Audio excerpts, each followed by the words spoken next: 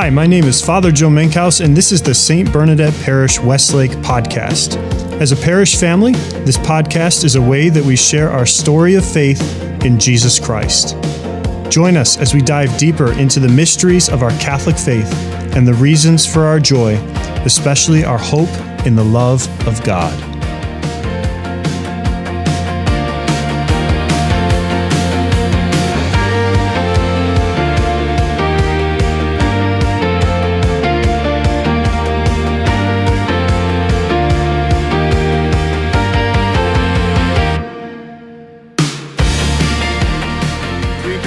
Facebook, and I came across a post from one of my friends from way back in the day, and she's married now with 2 children, and she was explaining that for the last probably year and a half, her and her 2 young children have been having a lot of issues with their skin related to like eczema and different rashes, and how it's been a struggle for them. And I've seen her posting about this over the last couple of months.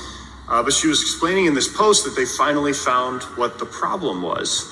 And, it's interesting because she said, we tried every cream, we tried every new soap, we changed our air filters, we cleaned the carpets, we cleaned the walls, we did everything in the house. And this is someone who would make sure her kids have good hygiene. This would not have been something that was like a neglect situation. But she says, we finally found what the problem was. And it turns out it was the water coming into their house. So the water that they, take a shower in or take a bath or even drinking, turns out that there was some chemical imbalance in the water that was causing their skin to react super poorly. And so on all the faucets, on all the shower heads, they ended up putting little water filters.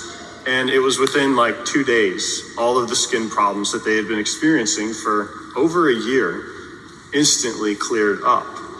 It was this filtration system that enabled their pain, suffering, sorrow to go away in relation to this one particular problem.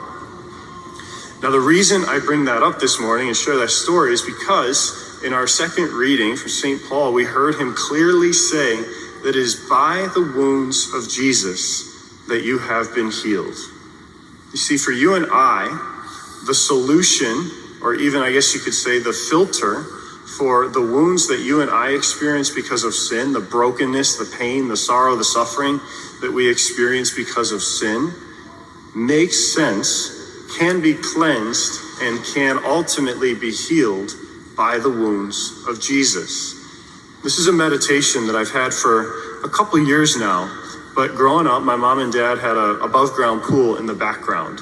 And they're right on the edge of kind of a park, a forest, so there's quite a few trees. And one of the challenges with being near these trees is that there's certainly a lot of different organisms that can find their way into the pool.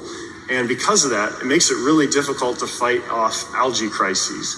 And so where my parents live, you kind of have to give the pool attention every single day. Otherwise, the chemistry of the pool can get off pretty fast. And so it's usually at least once or twice a year that they go on vacation or they're away for a week. They come back and you come back to see a green pool. It's a pretty gross sight, and none of us ever want to go in the pool while it's in that state. And so what do? We get a water sample, we take it usually to Lighthouse Pools and say, tell us exactly what the prescription for this water is to get it back to normal, because we're not amazing chemists or anything. And usually they'll say, all right, you got to raise the alkalinity, lower the pH, put this much chlorine in, do this, that, or the other thing, make sure you vacuum it out at the end, and then it's nice again.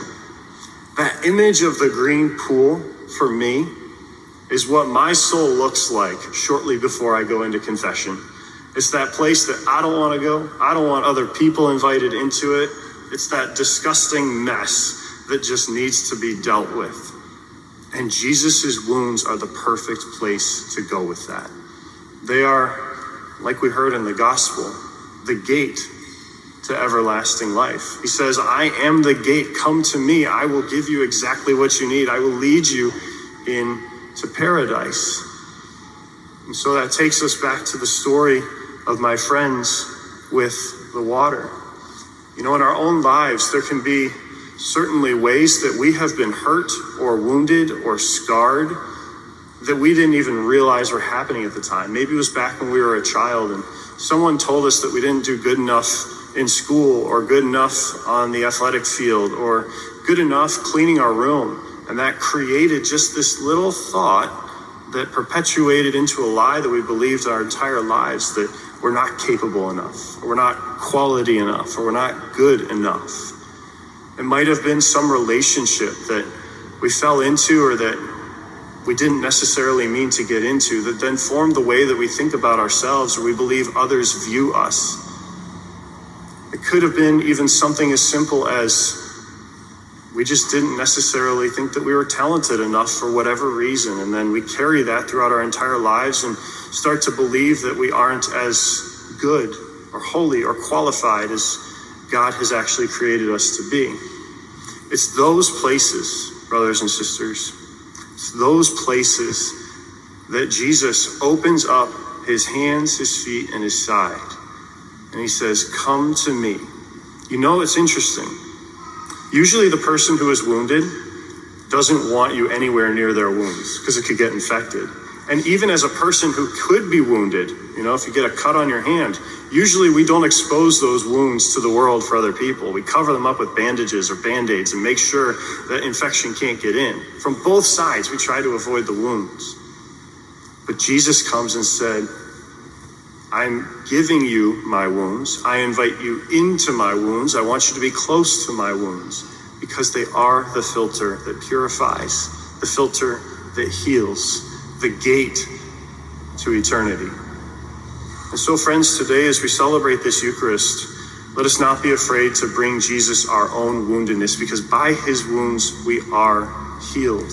They are the filter, they are the gate, they are the source of perfect love. His wounds purify our own. May we never be afraid to approach him who is our healer, our life, and our joy. Amen.